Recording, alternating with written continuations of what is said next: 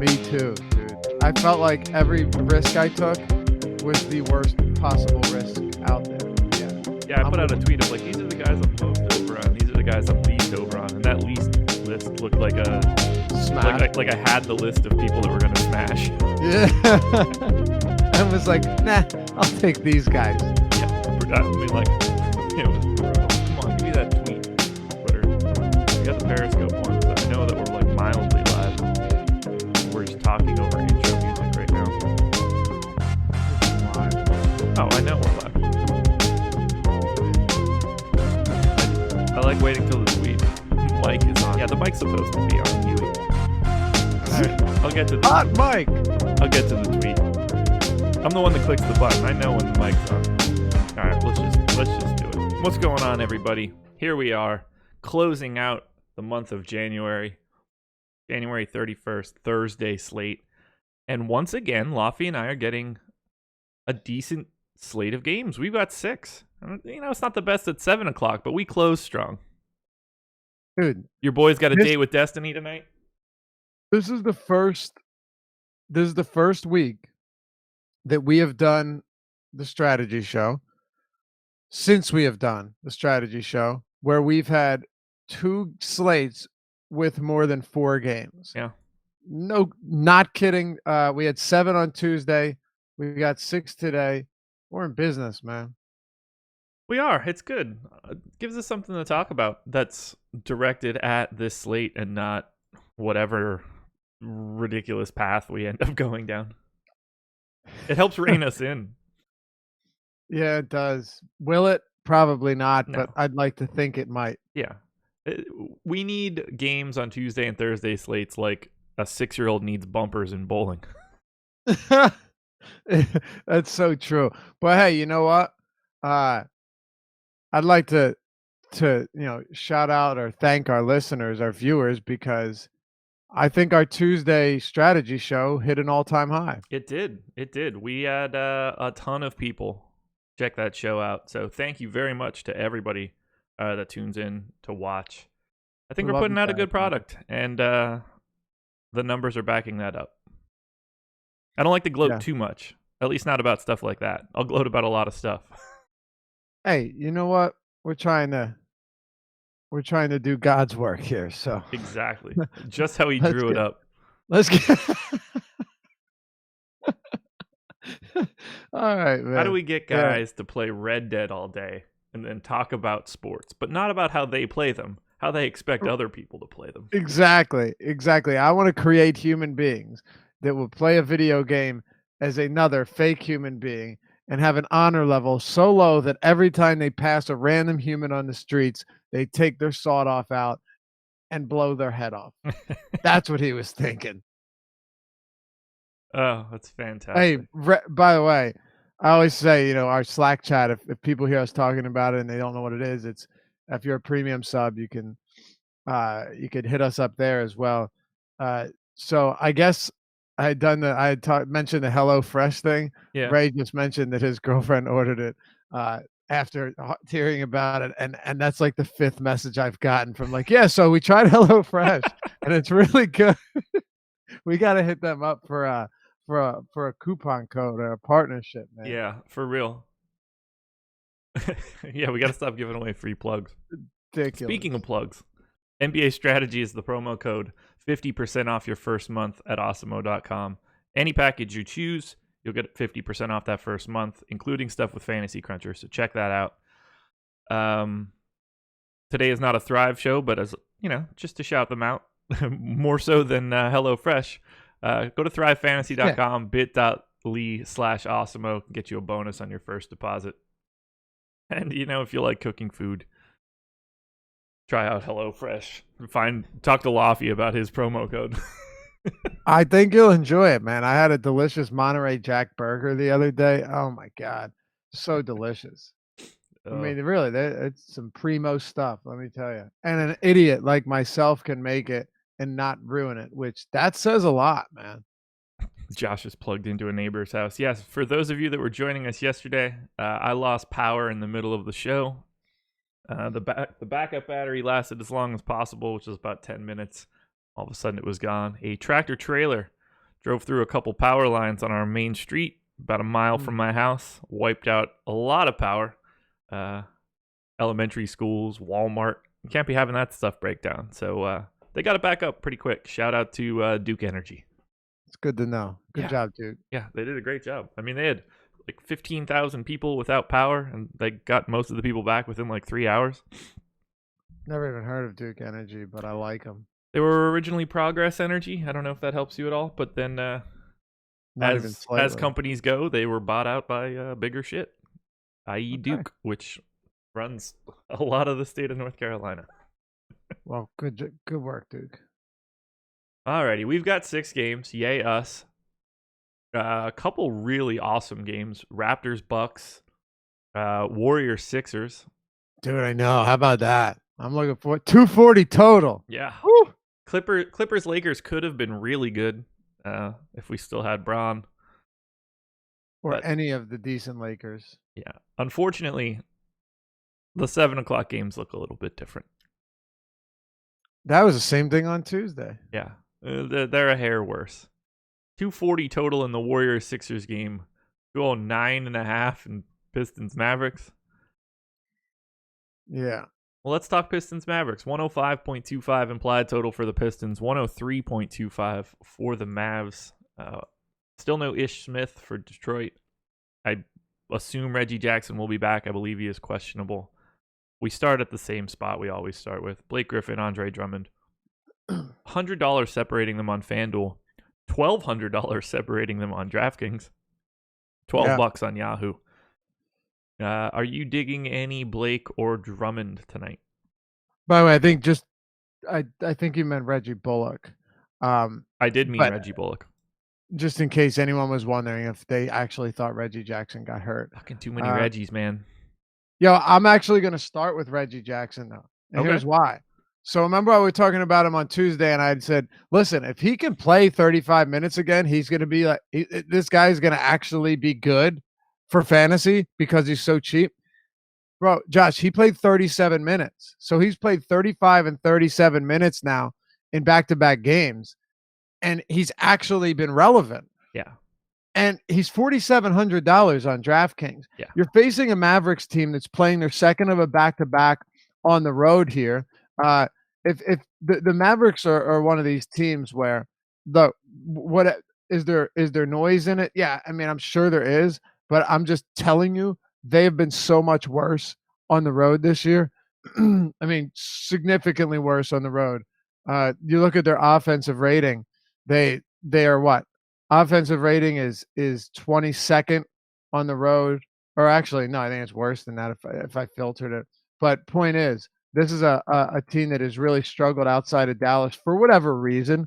It doesn't really matter, though, because the big thing is, will Jackson continue to get these minutes? And if he does, I'm in on it. He's actually come down $100 on DraftKings, which I found fascinating. By the way, they're 11th at home and 22nd on the road in offensive rating.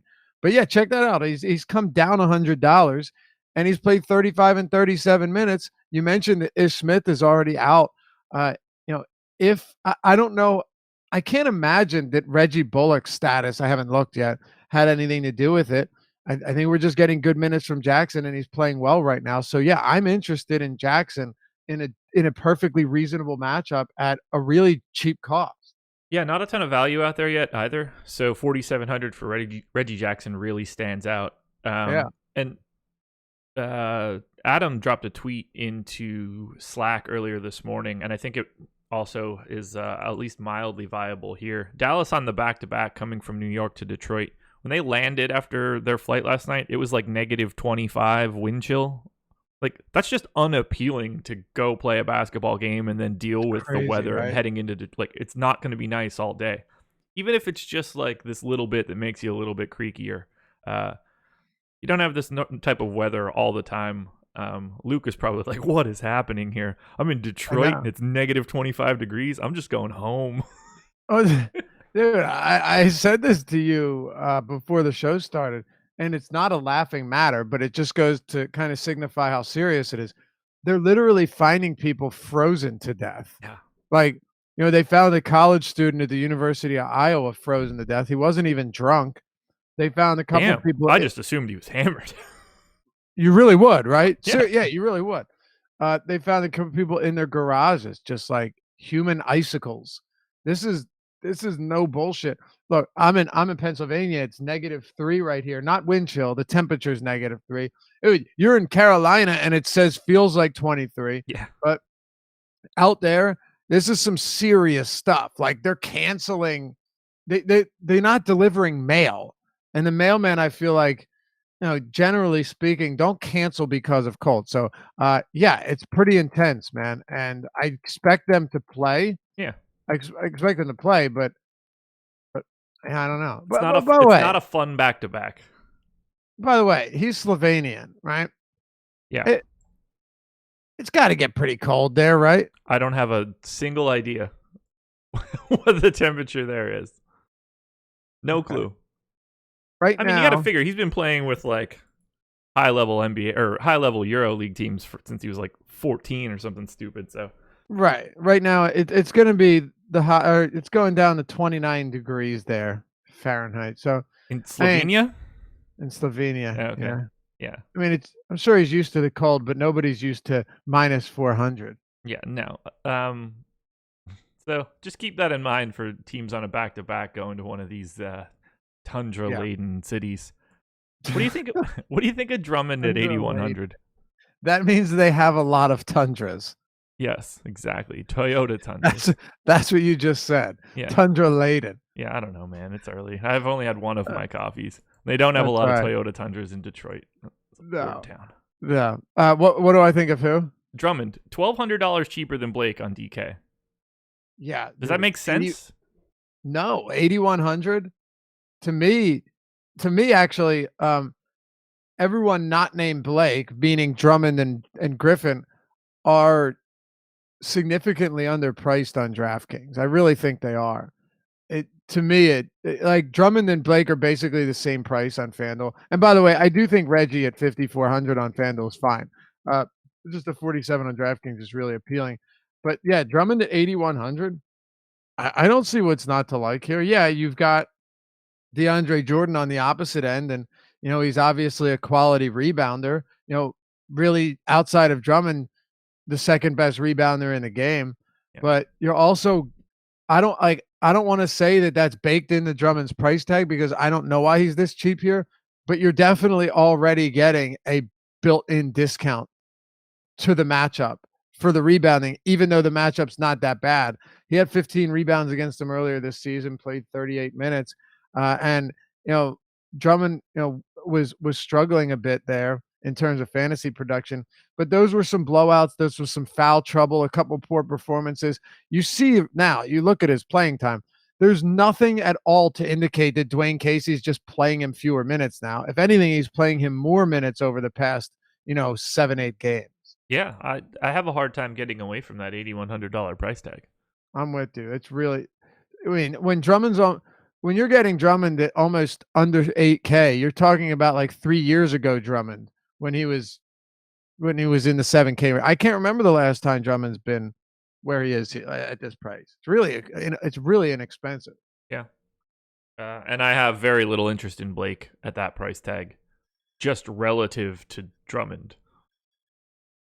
Like, I don't think that Blake's price is wrong, but I think Drummond's is so much better that it's really hard to go the other direction. Yeah, it's very tough to get there. The only idea there is if you're saying, well, I think Blake's going to be, fractionally owned compared to Drummond, but he's even been good so, lately. Who? Drummond, like ignoring the concussion game, 40, 45, 48, 49, 54. Like if you get 49 out of him at 8,100, you're really happy. Oh yeah, and that says nothing of like what he could really do on a day where he picks up a couple steals, a couple blocks, and really breaks it down. Like that can be a 60-point game, and then he becomes essential to your lineup. Yeah, if he 20-20s with four assists, 2 blocks, and 2 steals, yeah. Don't forget either, if you look at his averages this year, they're spectacular. And what I mean by that is not just the, almost 17 points and 15 rebounds per game, but the 1.6 blocks and 1.6 steals per game.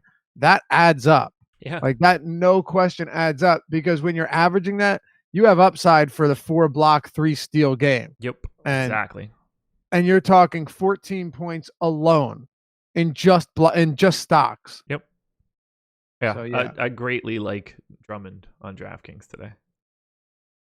Yeah, I'm with you. I do too, and I think Reggie Jackson's a strong play. Look, could his minutes go back down? And Dwayne Casey's like, yeah, enough of you, sure, but you can't tell me that if Jackson plays, we'll say 35 minutes again, because he's played 35 and 37, and I don't see any reason this game wouldn't stay close. The Pistons are actually favored by 2.5 points at home. Yeah. If that's the case, and you're looking at somebody like Reggie Jackson, who's averaging 0.91 DraftKings points per minute across 35 minutes, you're looking around 32 fantasy points.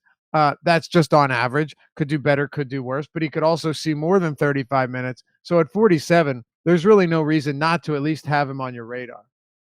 Yeah, I got 36% Reggie Jackson on the first crunch that I did on DK. I got 31 of Drummond. We have ownership yet? We do not. Okay. No worries. So yeah, I'm gonna have quite a bit of these guys. I don't really have any interest in like going through the Bullock, Kennard, Stanley, Johnson, Bruce Brown, Langston. Like I can't sift through that garbage. Dude, it's when you get there, you're really, when you're talking about like rolling or spinning the roulette wheel, that's really all you're doing. You're hoping that, like, Luke Kennard had 28 fantasy points in 28 minutes. If he did that again, you're just getting lucky. Like, you have no idea which one of these guys is going to get it done from day to day. If Bullock is out and you want to play Stanley Johnson, and you want to roll the dice or on Luke Kennard or whatever at a dirt cheap price point, yeah, it's fine. But I can't sit here and promote them. That's really just like a last man in, a filler, or a drop type of play. Yeah, I'm with you. Dallas side, $9,800 for Luka Doncic on FanDuel, $8,500 on DraftKings. Where'd Lofty go? Should be popping back in any second. I don't know what you did, brother. Nah, now you're gone. And there he is. Nah. I'm reckless. I wanted to stretch my leg and I kicked my camera and it just unplugged everything. Yeah, my fault. You can hear me, right? Yeah, you're good. All right. Yeah, 9,800 for Doncic is pretty wild. He was a real savior last night, wasn't he? Yeah, he started off not great and then didn't close that second quarter. Things were going well for Dallas. 8,500 on DraftKings, though, is not so shabby. No, not at all. He's come down $300. Dennis Smith Jr. triple-doubled last night, which is just like icing on the cake. That sucked, let me tell you. Doncic at 85 is still it's a strong play, man. He's going to have some rough games once in a while. It just so happens that I rostered him. But it doesn't mean that you get away from him here. 85 is a whole lot different than that $9,800 price tag on FanDuel. I mean, that's a considerable difference, especially when you look at it and say, like, Doncic is, compared to Giannis is what? Giannis is 11.5. Giannis is 10.6 on DraftKings. So I guess in terms of how far apart they're separated, it's pretty equal. But you're looking at pricing on DraftKings and Doncic at that price, you have to think that you're getting a discount when Tobias Harris is the same price. Right. Yeah, the problem here is that this is a really unappealing game for fantasy production. Mm-hmm. You have your 30-something points short of the totals of some of the late games. So it makes the margin of error on Luka that much more narrow. anybody else is cooking, at least for Dallas, to pay off 9,800 is really tough. 8,500 with they change his eligibility all the time. What is it right now? Who is point guard, small forward for Okay, Doncic. so like that's the only appeal to him on DK that really gets me. The fact that I could use him in a bunch of different spots. Right. But it's a really difficult game to be excited about. Yeah, no question. The real thing here for me though is I'll get to this game on sites where the price is accommodating. On the, if Reggie Jackson, if he's if they priced him too low, Andre Drummond, if Doncic is too low, which is funny because this game has a certain level of appeal on DraftKings. On FanDuel, if you faded this game in its entirety, you probably wouldn't know the difference. For sure. Yeah, the only guy that I got from the Dallas side with any sort of volume is Wesley Matthews. Right. 4K. And that's just that's a hope that he plays 30 minutes and his shot drops a little bit. Yeah, this is not the kind of game I want Wesley Matthews in generally. There's usually not any type of game that I want Wesley Matthews in generally. Very true. That's a testament to the lack of value out there right now.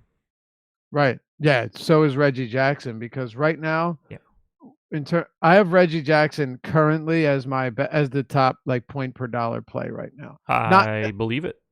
Yeah, not including. I'm not talking about like a 3K guy that's projected for 17 fantasy points. Right. Like actual rosterable players. Jackson right now is a guy that stands out to me as a top value. Yeah. Other than that, like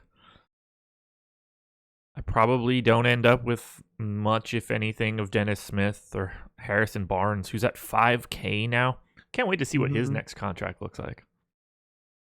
Really wild, isn't it? Yeah. Because he's good if he's like the 5th guy on a good team. Yeah, he could. Look, not even just he doesn't even have to be the 5th guy. If he's a solid defender, he's actually not the worst offensive player. But I mean, what was it last year? He was basically your go-to offensive player, unless you consider like a rookie in Dennis Smith Jr. Yeah, it's a lot easier for him to thrive when he's got guys like Clay and Dre and Curry around him. Exactly. Yeah, he just looks different. It'd be interesting to see him on a different team.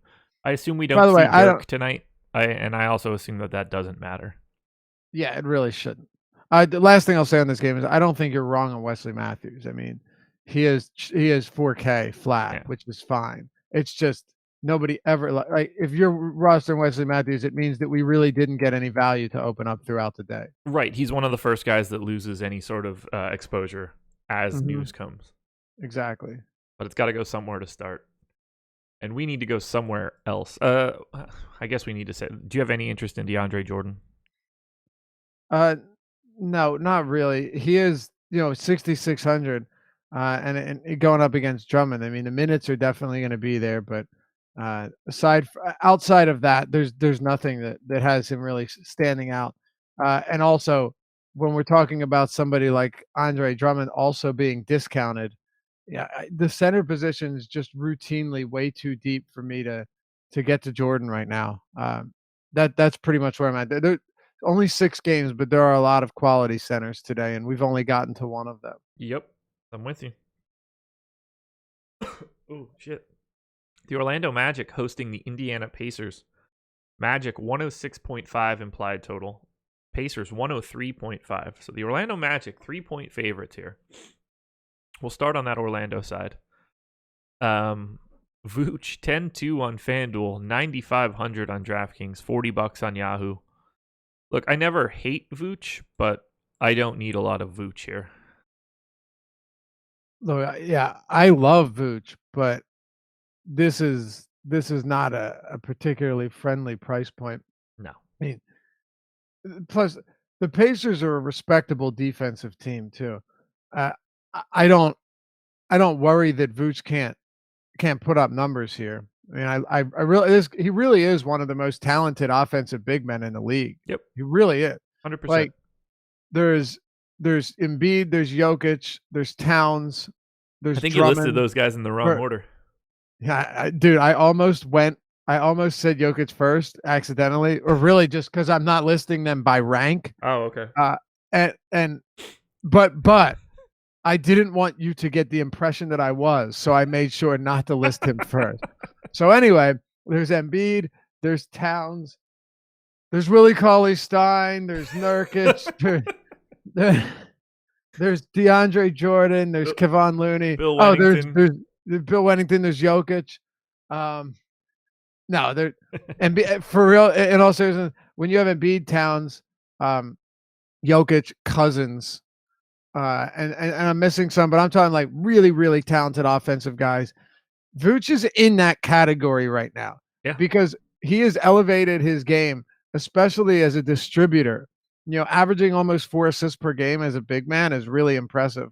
I really love his game, and he has kind of revamped his style of play, where when you're not only getting, elevated assist totals, but also averaging more than a block and steal per game, his floor has become extremely high, and that has not always been the case.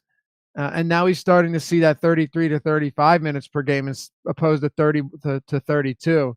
So I don't think 9,500 is crazy on Vooch at all. But, Embiid's 10K, Drummond's 81.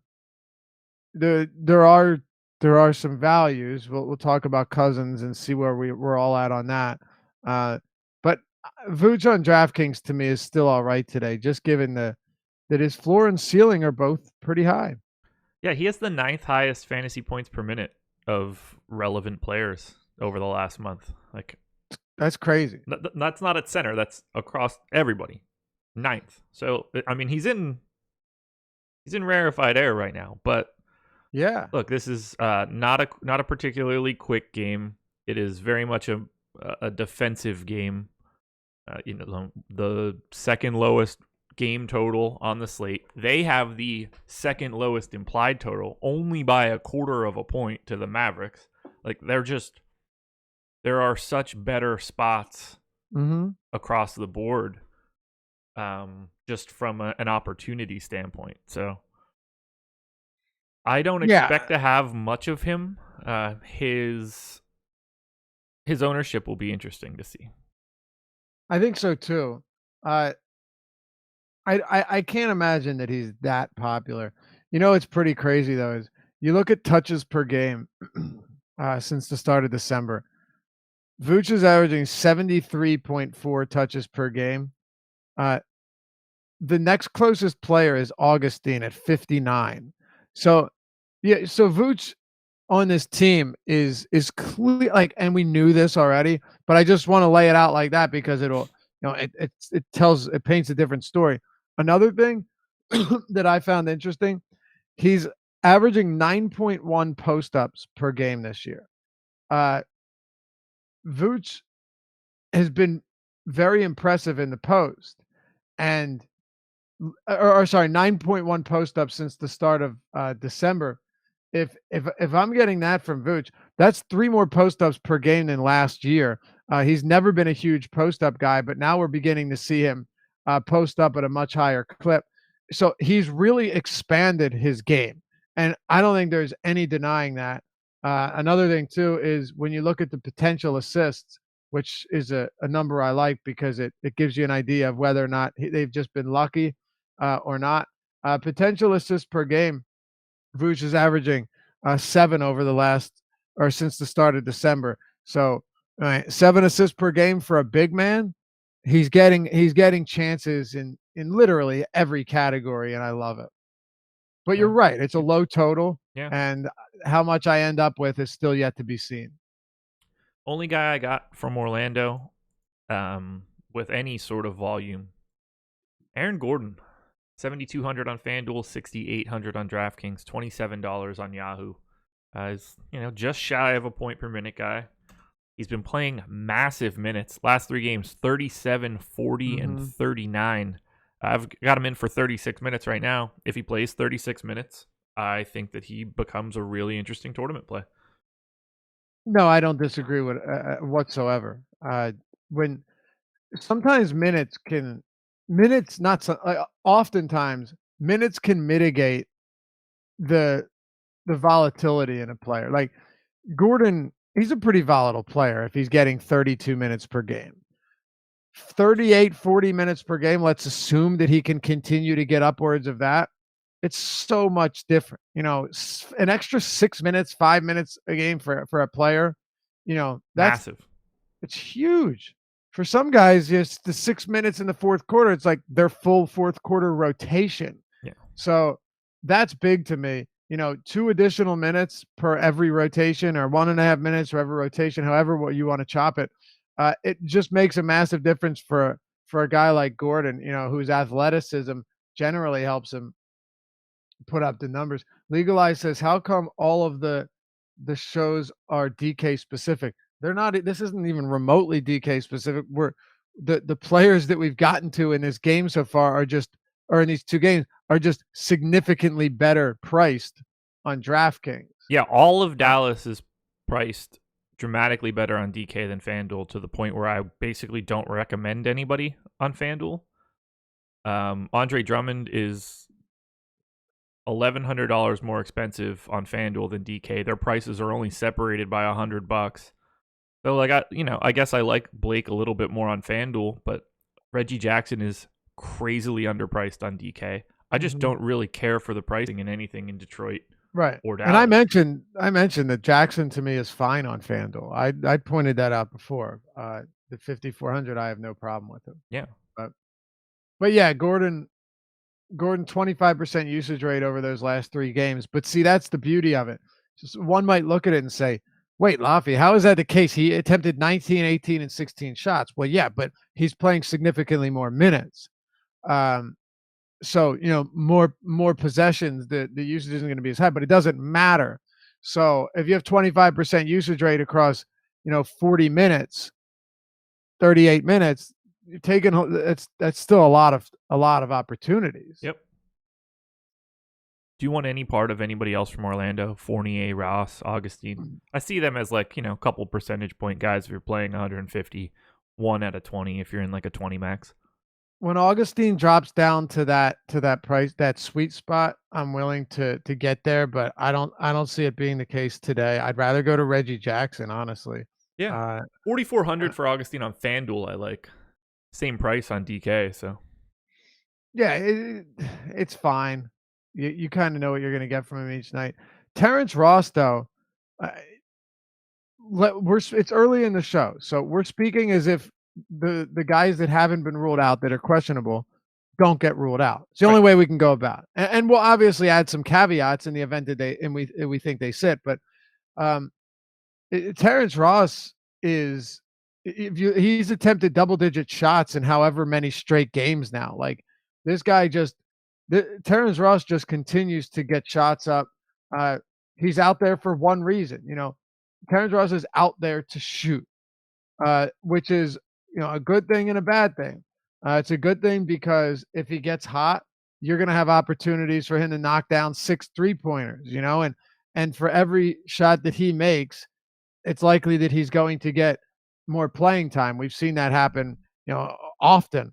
And Terrence Ross is also a guy that, from a usage rate standpoint, goes out there and he's getting, 23, 24% usage, which is perfectly reasonable at this price. If you're getting 30, 32 minutes out of him, look, I think it's fine. But really, it's just, that's all it is. It's fine. And the problem there is, do you want to pay for Terrence Ross, or not pay for it? Do you want a $4,900 Ross? Do you want to pay up a little bit more to an Evan Fournier, even though, Fournier has really struggled recently in a pretty rough matchup against the Pacers.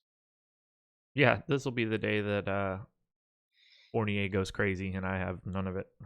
I can't wait. And if you are looking at Ross, just keep an eye on Jonathan Simmons' status as well, because if he remains out, maybe you get a few extra minutes from Ross, which definitely can't hurt. If Ross plays 32, 33 minutes, which he's done in 2 of his last 3 games, he's played 30 plus in all 3 of them.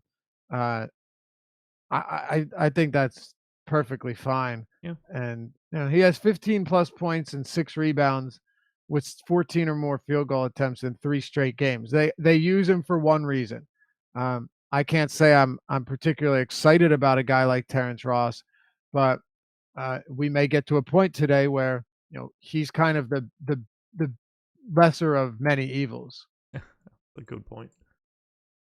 On the Pacers side, I got one guy, significantly more than everybody else. I'm not happy about it, but here we are. Thad Young, 5,400 on DraftKings, 5,900 on FanDuel, $23 on Yahoo. It's not like I'm getting him in 60% or anything, but I only had 2 guys hit double digits in exposure on my first crunch, and those were the 2. Very interesting. Yeah. Uh, I like him on FanDuel as well for 5,900. Yeah, this team was a colossal disappointment yesterday. I Yeah. wrote up, I wrote up Darren Collison. I liked him. He was terrible. He was just terrible. And the reason I liked him was simple. You know, I'll tell you exactly why. And Well, I you mean, probably thought he was going to play more than 25 minutes. yeah, you don't say. Yeah, even if he did, it wouldn't have made a difference. He was awful. But yeah, I thought he'd play 32 minutes, like we should have seen at least 30 minutes. But with Terrence or with Collison, it's pretty simple. There was no Tyreek Evans, there was no Victor Oladipo. So you're talking about a guy that in the minutes he's played alongside, Bogdanovich or sorry, with Oladipo and Evans off the court, he has a 40% usage rate. He's Or been sorry, crazy. yeah, 40% assist rate this year, 22% usage rate, 1.08 fantasy points per minute. At that price, very solid. The assist rate should be through the roof. And here's why.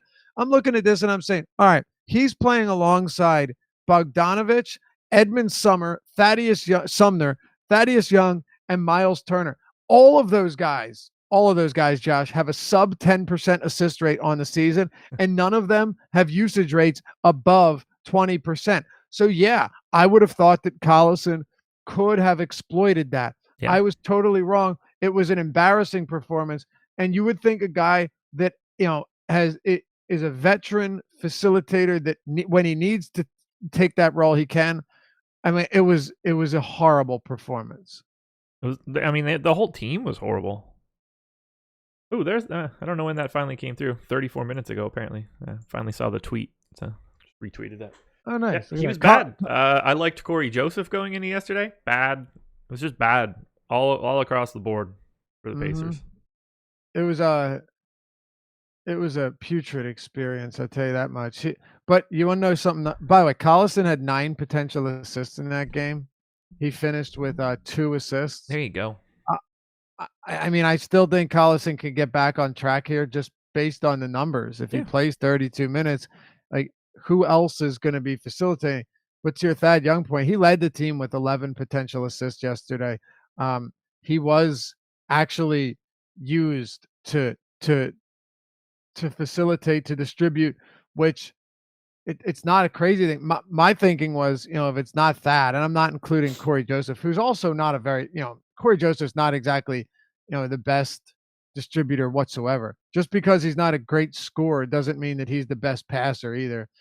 So I think Thad Young does stand out here as a decent option at what is he, 5,400 and on fan 59. Perfectly okay with that. Who do you think led the team with 71 touches yesterday? If you had to guess. It's kind of surprising. Sumner? I don't know. Sabonis. Really? Yeah. Interesting. Yeah. 10 more than the next closest player. In 23, and he only played 23 minutes. Found that interesting. I don't know what to do with this team's minutes right now. Agreed. I try not to read into these last 2, but they've all basically played like the exact same rotations 2 games in a row. Well, yeah, in the high 20s. Now I know the game itself is causing that a bit. Yeah, the Warriors game was a massive blowout. It was just a complete and utter disaster for the Pacers. They're in a ton of trouble. Like I have Bojan and Collison and Thad all cresting 30 minutes, but I'm slowly getting like not confident in that. You would really think that they should. You would really think that they'd get the minutes. That's all I can say. Yeah. I don't know what McMillan's gonna do, but I also just throwing this out there as a tournament option. I do think that Sabonis is interesting.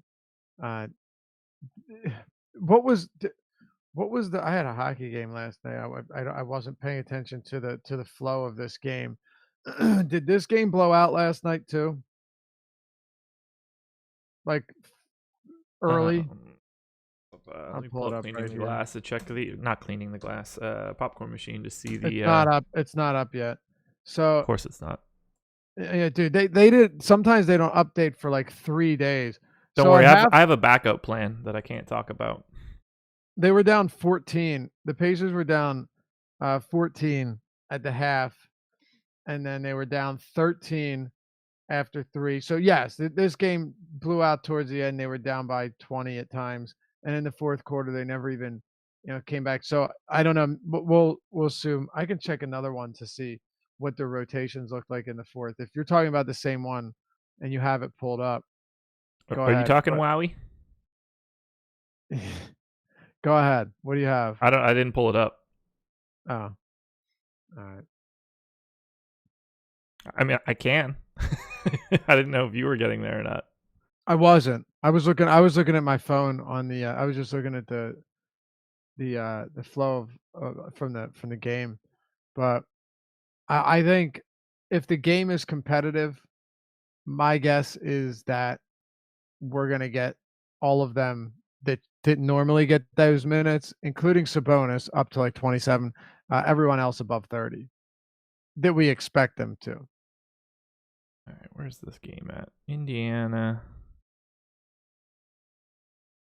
How do you get beat by 18 against the damn Wizards? So yeah, they took everybody out with like 5 minutes to go. Brought in Sumner, O'Quinn, McDermott, TJ Leaf, Devon Reed, and then Holiday. So they closed with garbage from the middle of the fourth quarter on. Right. They gave it a shot with Kojo, Sabonis, Holiday. I don't know. They were all like Miles Turner didn't play the entire fourth quarter. I know, and he's been playing like neither did Darren Collison. He's been playing like 30 minutes a game, but oh man. Like they went to a large chunk of TJ Leaf in the fourth. They had a bunch of given up. Yeah, I mean, Turner played the entire third, so he basically just didn't get his closing stretch because it was over, but Collison came out with, 4:52 to go in the third, and they just never brought him back in. Right. I mean, when you have someone like Edmund Sumner or Aaron Holiday, you just need to leave them out there. Yeah, I mean, much like the first game, it's really difficult for me to prioritize anything here. Right.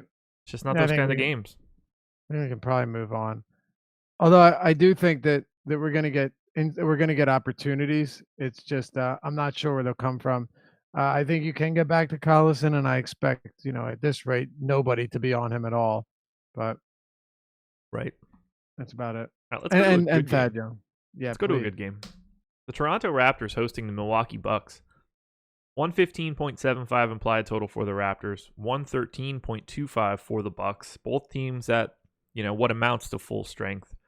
Raptors obviously don't have Valanciunas, but we've got what's relevant here. Just a great game. I can't wait to watch it. Yeah, it should be good. Potential Eastern Conference Finals preview. Very much so. This is two really quality teams. 230 total is 230 total is kind of surprising here, actually. Uh, honestly, I was very surprised. I did not think that it would we be seeing this high of a total actually with two teams that are, solid defensively as well. But also, it's not like either of these teams are playing at a ridiculously fast pace either. What Toronto plays? Milwaukee's pretty quick. I have them Yeah. fifth. Oh, that's what Milwaukee. Oh, I have them eighth, but Toronto at 20th. Um, Yeah. but sometimes it just kind of. Oh, I'm sorry. You know what? I had a filter on there. I still had the home road filter on there. Yeah, I have Milwaukee at sixth and Toronto at 17th. But yeah, they're look, two good teams, two efficient teams. It's That going to be a that's fun really the piece, the efficiency. the efficiency, exactly.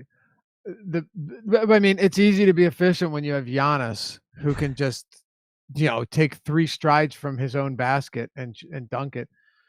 But I don't the question with this game is while I think it's going to be very exciting to watch, I just don't know how often I'm getting to these players. Like I Ooh, think okay.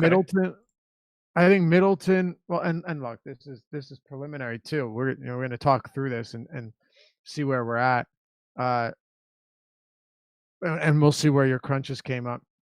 But yeah, another big thing too. We expect Bledsoe to play, Yeah. and we expect Brogdon to play. So Yes. we'll see what happens there.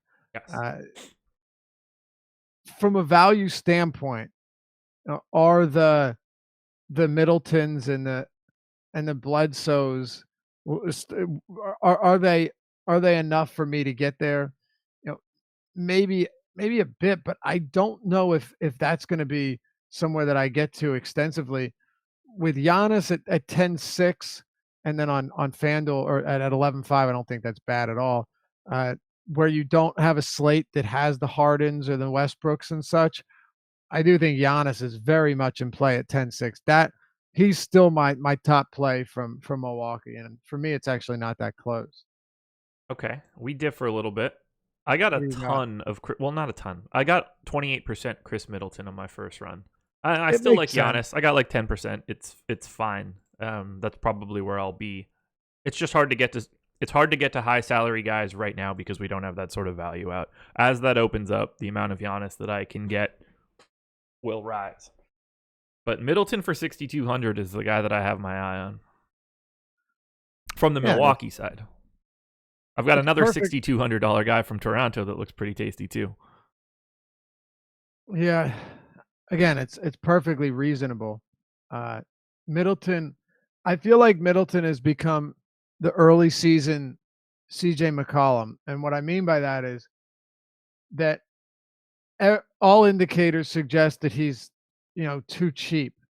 Although all performances continue to suggest that he's right where he should be, and Yeah. uh, that's not to say that I think it's a bad price. No, I just don't necessarily think this is the excellent discount that we thought we were getting a month ago or so. It hasn't been the best season from him, and how much of it has to do with Brogdon playing 30 minutes per game and Giannis having an MVP like season.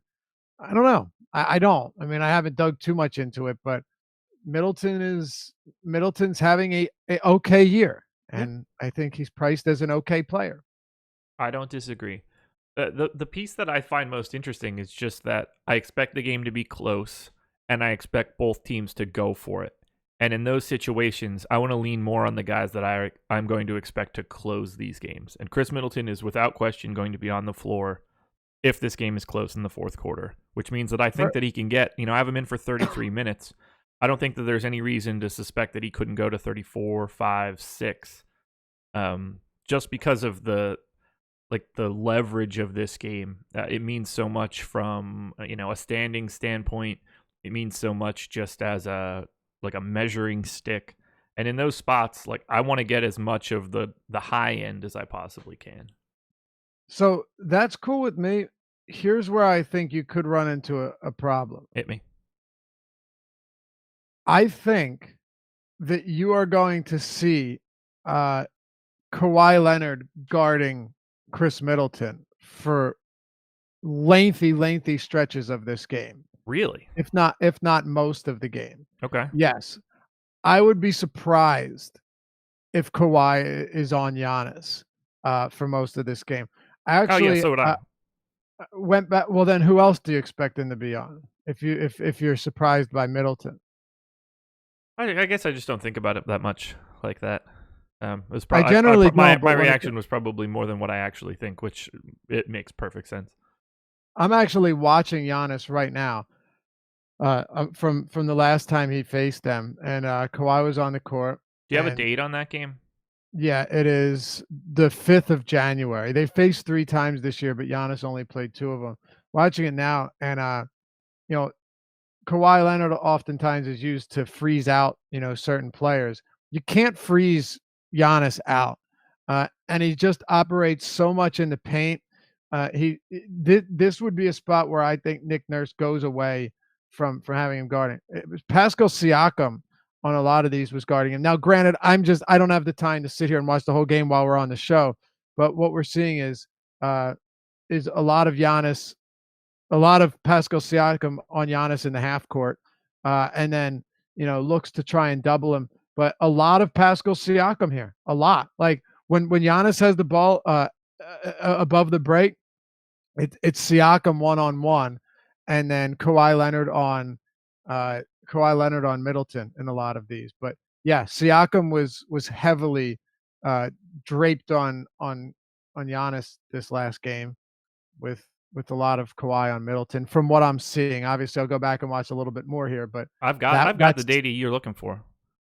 When they played in this game, Chris Middleton had 62% of his possessions with Kawhi Leonard on him. 41 total possessions. The next closest number, 8, Danny Green. I got you. There you go, man. That's why you watch the strategy show. Giannis got a bit of everybody. Yeah, but a lot of about Siakam, half was Siakam, right? and then Serge and OG. Yep. Yeah. Right. So they put the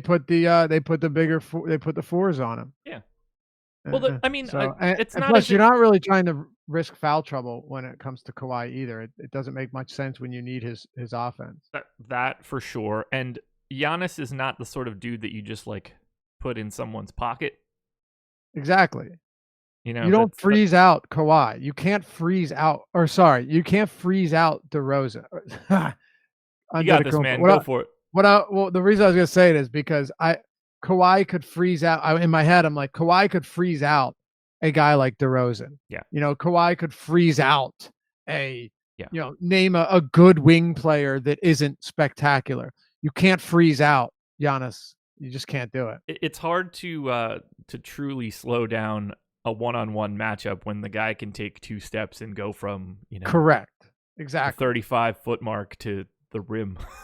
Exactly. And how amazing is that to think too, because he is a really bad shooter. Yeah. And you still can't do it. Like you would think that you could, stick a guy on him and then bring help, close off the driving lanes and force passes. No, sir. He attempted 25 shots in that last game. No Lowry in that game. Oh, no? No. I was like, oh, Fred VanVleet, 32 possessions on Eric Bledsoe, 17 from Danny Green. And I was just like, oh, shit. Like, I don't see the name Kyle Lowry anywhere here. Right. But so just to reiterate, I like Giannis quite a bit here. And Pascal Siakam, if you look, he was a step slow on every. By the way, if you wanted to look at these, like, and actually, because I enjoy watching the actual. If you don't want to watch the whole game, go back and watch the field goal attempts. Very simple. It'll take like 5 minutes per game or less, depending on how many shots. When it's Giannis and he takes 25, it takes a couple minutes. You just go to NBA.com and you go to advanced box scores. You can see where all their shots came from and watch all of them. Yeah. To see who they were guarded by, which is a nice little feature if you're trying to see how the defense is set up and what they're doing with guys like Kawhi and such. But Siakam was definitely slow on each one, sagging, expecting Giannis to drive. And what I found interesting is in those spots where he'd sag and force Giannis to drive, Giannis would pull up. He's not a good shooter, but if he's still willing to shoot, we'll take it. if you're still willing to get those shots off, I'll take it. Just to touch back on Middleton, those 41 possessions with Kawhi, he was 3 of 7 from the field, 2 for 5 from 3. So he had 8 points, 4 assists, no blocks, didn't get to the line at all. So, perfectly pedestrian. Yeah. Yeah, Giannis is my top preferred option from the Bucks. That is not a crazy statement to make. Yeah, I had more Middleton, and then a little bit of Bledsoe, Brook Lopez, and Giannis. And again, this is that I ran that at 8:00 in the morning. There's Right. plenty to be changed here, but And that's for both sides too. I like them across both. Yeah. And Nick Nurse, if you paid attention to this, Nick Nurse has actually been pretty reluctant to put Kawhi on these top players when risking the foul trouble. Yeah. I mean, not to mention they're a really good defensive team with a bunch of long arm bodies. They don't have to do that now. Yeah. If this is the last possession of the game, I assume Kawhi Leonard guards Giannis Antetokounmpo. You would think so. Yeah. If it's not, it's just not going to be. It's just not going to be how this shakes out. Similarly for Siakam, he got 43 possessions of Giannis on him. Right. Yeah. What a tough task that is. Yeah. And honestly, it makes me shy away from a guy like Siakam, no question.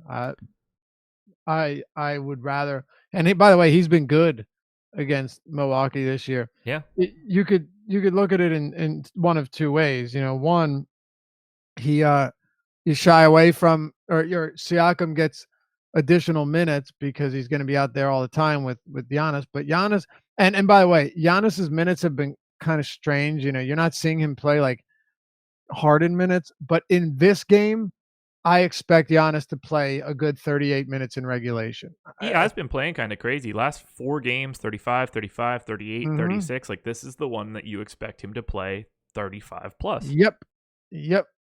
38, 37. I would be, unless this game for some reason blows out, but which is, we're not on that at either side. Right. Yeah. Imagine predicting a blowout in this game. Yeah. In those 43 possessions for Siakam with Giannis on him, he had 12 points, perfect from the field. He had an assist, made 5 free throws. And the Raptors had a 118 offensive rating in those spots. So solid. And he is 6,200 on DraftKings, 6,500 on FanDuel. He is the guy that I got the most of on FanDuel, and he's just a hair back of Middleton on DK. And again, circling back to Middleton for 1 sec, a lot of that has to do with the fact that he has shooting guard, small forward eligibility, and becomes that much easier to fit in on a day where no value exists. Yeah. That's fine. That's fine with me. Those guys that cross over positions, get bumped up more than you would generally see. Yeah, no, look, it's fine. I don't see myself getting there much. No, I get it. On Middleton, but I obviously don't hate it, and I don't have him as a bad value. I'm just I expect it to go down as we get closer to lock. Yeah, and just individual defense obviously isn't everything, but if you do have, when I was saying, Kawhi can freeze this guy and that guy out, like Kawhi could freeze out a Middleton, and you just, let guys like Giannis and Bledsoe get an additional work. And Middleton, and I'd have to see, all 3 of these games, but Middleton is averaging 11 field goal attempts in these 3 games. And my guess would be that it has a decent amount to do with Kawhi. He's played 2 of them. So I'd love to see which one Middleton took more in, and if the ones where Kawhi was healthy and active, if he took less in those. But, that's something we can talk about. Anybody else standing out for you in this one? For the Bucks? Either way. I mean, Kawhi Leonard, depending on the salary, isn't crazy here. But I just think I'd rather get to Giannis. Yeah, I would rather have Giannis on DraftKings. On FanDuel, where they're $1,400 separated, I think you can make a case that Kawhi is a little easier with the lack of value that exists right now and the fact that you have to play two small forwards. Right. Because, what we said about Giannis and everybody else is the same for Kawhi. The minutes are going to be there. He played 39 minutes 2 games ago. He played 45 against Washington. That was an OT game, right? Yeah. Yeah. Obviously, he didn't play 45 of 48. Middleton was tasked with guarding Kawhi. The last time they faced, he saw a lot of him, and Giannis was on Siakam. Siakam had a good game, a really good game actually. How much of that, how much of that do we expect to translate into a quality performance here? Kawhi dogged Middleton in this game. Oh, dude. He had 18 points in 46 possessions. The team had 62 and 46. That's a massive offensive rating. 4 of 7 from the field, 2 threes, 8 free throws. If you go back right now, dude, and look, Leonard misses a 19-foot fadeaway jumper, right? He comes in, pulls up left side, and thank God he missed. Thank God for Middleton that he missed, because Middleton slides out and like just flails all over the place. It was, I mean, if this goes in, it's on Twitter, no question. Like it's all over the internet if this goes in, but it didn't. So that one was not pretty. Kawhi had him, he had him on a leash all game, dude. It was, oh God, I watched it again. It's like he broke both of his ankles. So this game, we expected to stay close, 230 total. I haven't been playing a ton of Giannis lately, but just in closing from on my side, I do like Giannis here. If you wanted to get to the Siakams or like the Middletons, because they're not expensive, I'm not opposed to it. But to me, this Giannis, especially given the analysis that we've just run through right now, because we're learning all this as we look up the numbers, right? Yep. It was my guess that Giannis wouldn't be guarded by Leonard. And you pulled those numbers up. We watched it. Looked like that's the case. I don't see why that changes.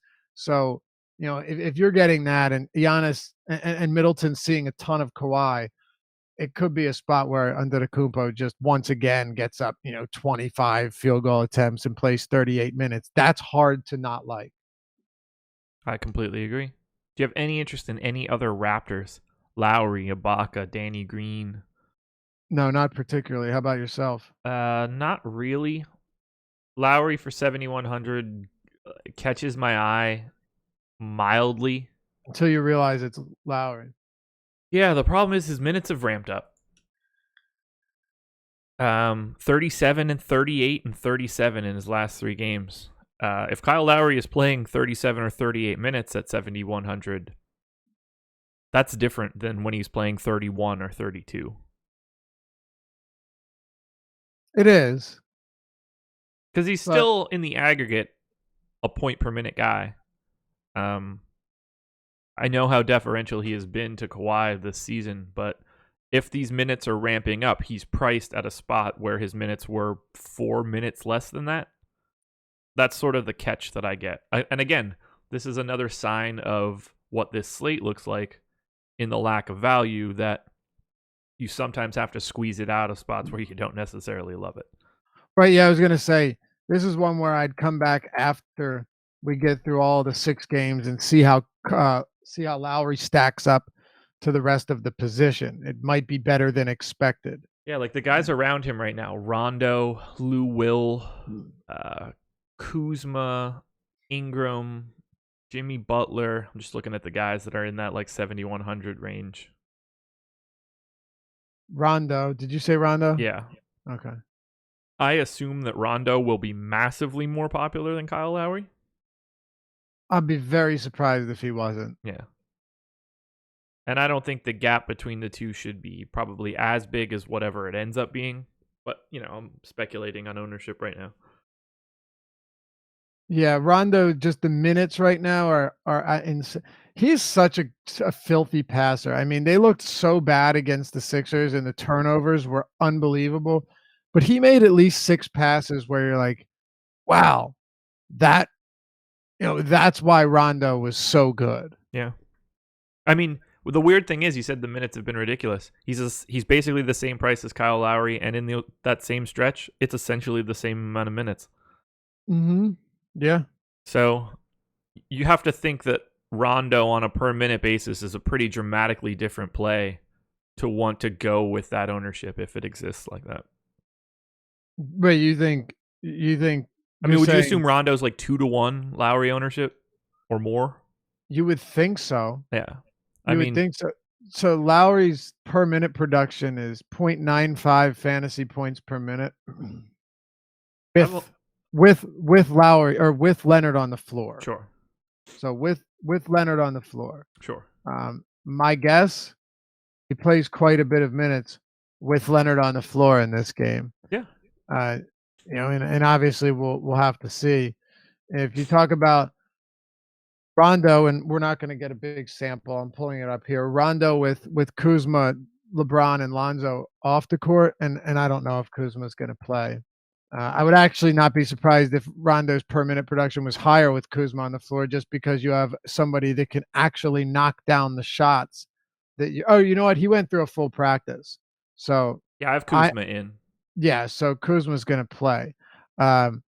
But with LeBron and Lonzo off the floor, literally your two top facilitators alongside Rondo, that's a pretty big difference. He is 1.14 fantasy points per minute, 263 minutes this season. So now this isn't to say Lowry won't play any minutes with Kawhi off the floor, because he will. Yeah. I don't know how many, not a lot, maybe like 5, 6. But yeah, Rondo's per minute production is better. That's not to say, though, that it makes him, twice as better in terms of ownership, is what you're getting at. Right. Yeah, if their ownerships are comparable, then I like Rondo because I think it's a better game. But if Rondo is 25% owned and Kyle Lowry is, 10, right, I want to have more Kyle Lowry on a day like today. I'm surprised that Clippers-Lakers game has a total that's not around 240. Yeah, me too. I would have expected more. I would have thought like 235, to be honest. I'm happy to move on to this Spurs Brooklyn game if you'd like. That works for me. Spurs and Nets, 117.25 implied total for the Spurs, 109.75 for the Nets. DeMar DeRozan is back. A little bit of a pace-up spot for the Spurs. We'll talk about them in tandem. Aldridge and DeRozan, do you have a preference between the two? I think I see a pretty clear gap between them, although it's different on both sides. What's really fascinating to me is that facing Brooklyn, DraftKings dropped Aldridge's price from 87 to 83. Well, I mean, centers and stuff don't normally fuck Brooklyn up. Sorry? Sarcasm. Okay, I wasn't sure. I'm not looking at your face. Yeah, my bad. So, yeah, I made like a very sarcastic face while I did it. Okay. Yeah, you said it way too seriously. I'm thinking we definitely have different numbers on this one, man. Yeah, I mean, people have been abused. The centers have been abusing Brooklyn for what feels like a decade now. And not only that, DraftKings always prices these guys up. Yeah. As a result, we see that all the time. Maybe someone clicked the wrong New York team when they were doing it. Right? That's not true, because you'd price those dudes up against the Knicks too. Exactly. Yeah. Right. I don't know what it is. They're both in favorable spots. But what I would have said is, yeah, if Aldridge is up to 9K, which is honestly where I think he should be here, then I'd have some interest in getting at a much cheaper DeRozan. But that's just not the case. I mean, on FanDuel, Aldridge is 96. Yeah. And I think everybody can understand that. DeRozan's at 8K. You got a $1,600 difference, $500 difference on FanDuel. And this is a Brooklyn team that, since the start of the new year, is playing at an elevated pace. Mind you, earlier in the season, they were playing at a much slower pace, a bottom 10 pace. Uh, get this, they're playing at the 6th fastest pace since the start of 2019. If you were to take, from October 16th, the start of the season, to December 31st, the Brooklyn Nets were playing at the 8th slowest pace. Big difference here. They're playing a lot faster right now, so that's something to factor into your research each day when you're looking at teams squaring off against them. They're also playing decent enough to where this game could stay competitive. Yeah, I definitely like Aldridge. Even with DeRozan back, it's a very, very, very enticing spot, and there's plenty of meat on the bone when you're talking about $8,300. Yeah, I got a ton of Aldridge on DK, like less than half for DeRozan, and then opposite on FanDuel, an absolute ton of DeRozan, less than half of Aldridge. Right, and that's how it should be. Yep. Just hard to go a different direction there. So I like both of these guys. I don't have a problem with either on either site. There's just a clear preference because of price if you're playing on both. We agree. How do you want to manage Rudy Gay now with DeRozan back? 6,300 on FanDuel, 59 on DK, 23 on Yahoo. He was a whole lot more appealing on FanDuel when he was like $5,500. Even with DeRozan in, I didn't really care. Yeah. I still think it's palatable.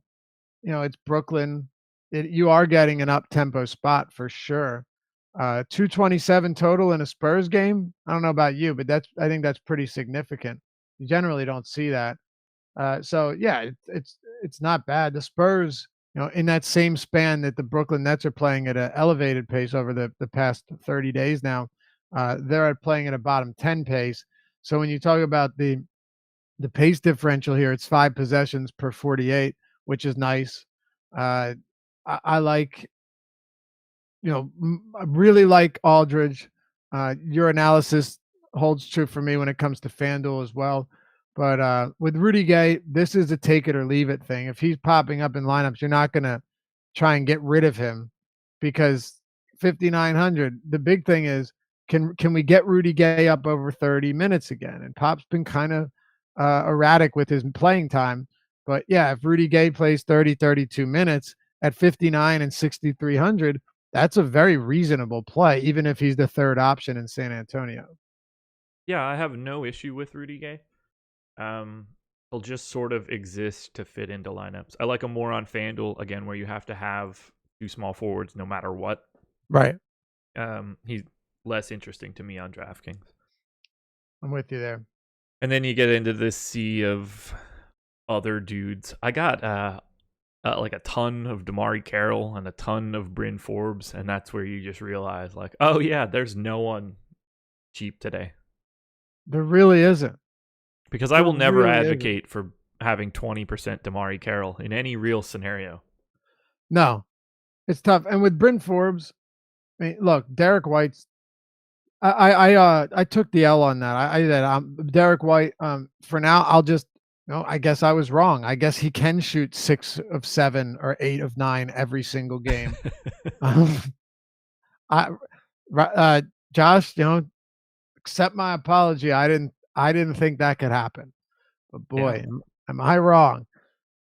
I would still, though, rather take, on DraftKings, I'd still rather take the $1,500 savings on Forbes, who's playing 30-plus minutes. Yep. He's played 31-plus minutes in 4 straight games and is really quite similar to somebody like Derek White. I mean, you're hoping for 30 fantasy points, maybe 35 fantasy points. Does Forbes have a lower floor right now? He does, but in tournaments you're looking to what the ceiling is. And I guess I'll ask you, is White's ceiling really that much higher than Forbes to where you're like, yeah, I'll pay 1,500, 25% or whatever it is more for White than for Forbes? For me, it's hard to get there. Yeah, I don't want to pay $1,500 more for White, but the ceiling is dramatically higher. White's been a 0.93 fantasy point per minute guy over the last 30 days. Forbes is 0.64. He's like 33% better than him from fantasy production. Is his ceiling that much higher? I think so. Okay. I mean, you've got the numbers right in front of you. I'll take your word for it. I honestly didn't. I mean, I honestly relative to didn't their think so. salaries, I think they're comparable. Like, I think Forbes' salary or ceiling at 41 is similar to Derek White's ceiling at 59. But White, just on a performance basis, is that much better. Now, I'm saying that as someone who is getting Bryn Forbes more than Derek White because of that price. Right. But like, I have let me find Forbes here. I have Forbes with a ceiling of, I don't know, like 28. So, 30, I guess. Whereas White is a little bit more likely to get to something in like the 35 range. Yeah, that's fair. And I neither guess are what I'm really talking appealing. right, and I guess what I'm talking about, like, true ceiling in terms of really hitting that big number, like, if I were to, say, "Okay, White," and you actually have legitimate numbers here. I'm just looking at what they've produced. Like, White really just settles into that, high 20s, low 30 range. He has 1 game above 40 fantasy points this season, Yeah. uh, and then with Bryn Forbes, he's had those few games above 42. So in terms of like, are either of these guys likely to give you the 40 fantasy point? Yeah. So let me rephrase it to you that way. Are either of these guys likely to go for 45 tonight? No. And No. I would say each of them are equally unlikely, to a relatively close degree, to not give you the monster numbers like 45, 40 fantasy points. Yeah. Is Derek White more likely to give you like 35 than Forbes? Yeah, he definitely is. Agreed. But at those price points, I don't know how much of a difference that makes when I'm really just hoping for one to give me 30 and the other to give me like 33 or 35. I would just rather have that additional 1,500. Like, if you're Exactly. doing some sort of either or, and it's White plus X or Forbes plus X, I'm gonna assume that I like the Forbes plus X more because I'm gonna like that 1,500 additional dollars Absolutely. to get to Kawhi Right. Leonard if that's the case or something along those lines. Absolutely. Yeah. Totally agree. And again, what I'm saying is that uh Derek White isn't going to break the slate. No, Like, it's not gonna happen. Of course, it's gonna here it happen comes. tonight. Yep. 50 the career game incoming for Derek White. But you know what I mean. He hasn't he's been consistent and remarkably consistent given, kind of what he has to work with and who he plays around. But I don't see it being an instance where, not having Derek White is going to burn you. If anything, he's, 30 fantasy points again. What do you want from Brooklyn? This is a little bit tougher. D'Angelo Russell is man, you got those 2 24-minute games from him. Really frustrating. The one due to the foul trouble. Yeah. Uh, and this is with Dinwiddie out, right? This is with like a lot of their guards on the bench, and it's frustrating. And then he comes and does what he does against Chicago last game. Uh, I'm not huge on him here, though. Greg Popovich, and I won't say it's anecdotal, but it's definitely not based on, me. It's not based on anything outside of watching a lot of basketball over the years and knowing that Greg Popovich knows going into a game against Brooklyn that your best way of winning this, especially with no Dinwiddie, with no Karis LeVert, hell, they don't even have Alan Crabb. Your best way of winning this game is to prevent D'Angelo Russell from getting any rhythm and from actually getting into any type of flow. Because if he doesn't, who else is going to beat you in this game? Not who else is going to allow them to stay close, but who else is going to beat you? There isn't a single player on this No. team right now that can do that. The thing that I like most about Russell, and it's not like I'm getting a ton of him, he's priced where he needs to be now. So he's not someone that I could advocate a ton of. Even in these games where he's playing 20-something minutes, he's still shooting 8 threes. His last stretch of games, 8, 8, 8, 8, 14, 12, 7, 13. Like, if he's going to continue to bomb at like a, 10 threes a game rate, on the day where that catches, look out. So here's the reason that I'm having a little bit of a tougher time getting to Russell, because I agree with you. The price is reasonable here. Steph Curry's 8,900 on DraftKings. Yeah. DeRozan's 78, so Russell's right in the middle there. Uh, I don't. So at what is it, 8,400? If Russell plays 33 minutes, and you're talking about a guy that, 30+% usage guy, close to a 40% assist rate, Russell should absolutely be fine if he gets those 33 minutes. Yeah. The slight difference here is that, and obviously if you're talking tournaments, you're not as worried about it. But we know that, if Curry's locked into a close game, there's no question he's getting 35 plus minutes. Right. That's the difference there. And hey, Curry, since Cousins has arrived, and this is not a big surprise, like Cousins is going to siphon away usage and per minute production from everybody. That's going to happen. But also, I wouldn't read into it too much because Curry had 43 fantasy points in 27 minutes against the Pacers. They smoked them, right? Yep. 40 and 30 against the Lakers. If he plays his 36 minutes in that game, you're probably getting 50. And now you're talking $8,900. At $8,900, Steph Curry playing 35 minutes, that is just a ridiculous bargain. I don't care if they do field an all-star team in their starting lineup. Yeah, I would rather go to Curry. We're in the same boat here. I got 16% D'Angelo Russell on the first DK crunch. I got 22 on FanDuel. That seems about right to me. Just like the normal amount of someone you would get at that level on a 6-game slate. On a day where they have like a decent implied total where 2 games are sort of wiped off the map. Mm-hmm. Yeah, I want to have some. He has a chance to break a slate. He's the guy that's going to shoot. But I can't really advocate for it all that hard. Yeah, 16-20% is very reasonable. Yeah. Loading up on Russell, him being like the linchpin of your night, that's when you start getting a bit sketchy. But if you were to tell me, yeah, I got 50% Curry, I'd say I could see it. Yep. And then after that, I'm just kind of working in the value of the Nets because there's nothing else out there, whether that's Joe Harris or DeMarre Carroll or whatever. It's yeah. Jared Dudley's been ruled out already, which might not seem like a big deal, but his 22 minutes per game still are voided and have to be soaked up by somebody. Yeah. So it's not that I love these guys. There's just not a lot in that tier right now. Right. And, I think we saw people get pretty lucky with Hollis Jefferson the other day. Yeah. Because this guy is not, normally someone that's churning out, 1.25 fantasy points per minute. I forget what he had in this game. He had 1.19. Like he's actually somebody that you'd like to see get close to 30. He played 21 minutes in that game. And the crazy thing about that, if you go back and look, I just want to make sure of this, but in that game, Hollis Jefferson was here, I got it right here. Hollis Jefferson in that game was the 1, 2, 3.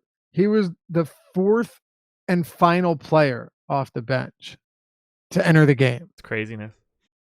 You saw Napier, then Carroll, then Davis, and then Hollis Jefferson. So Hollis Jefferson did not enter that game until everyone else that Atkinson had used. Now, look, I'm not saying that's a huge deal. I'm just saying that when that happens, he is. Oh, you know what? I'm wrong. It looks like there was a line change basically. So I remember earlier seeing. I thought that he came in. So I'm wrong about that, but nevertheless, he only played 21 minutes. Okay. Yeah, for some reason, I think it might have been a game before that where he came in like late in the first, but still. And I think he's fine value on this slate if nothing opens up. But do you have anybody else you want to touch on in this game? We got 2 more to go. Yeah, no, pretty much as you always, or as you like to say, trace amounts. Yeah, that's kind of where I kind of think that's where you want to be with the non-Russell Brooklyn players, unless you have a different take. No, we're on the same page. Final games. Here's what we're gonna do. Golden State Warriors against the Philadelphia 76ers. 125.25 for the Warriors, 115.75 for the Sixers. That's just scary to think about those two teams and the way that you think about them in the league. and the Warriors are still 9.5-point favorites. I was surprised it was a single-digit spread just with the way the Warriors play, man. Yeah. I'm a Sixers fan, and they're not a bad basketball team. Like, they're starting to gel a little bit here. But the Warriors, this is not hyperbole, Josh. It's amazing to think that if I asked you, who would win, the Warriors, and I want you to answer this question. Okay. Who would win? The Warriors in a 1-game, or let's say a 7-game series.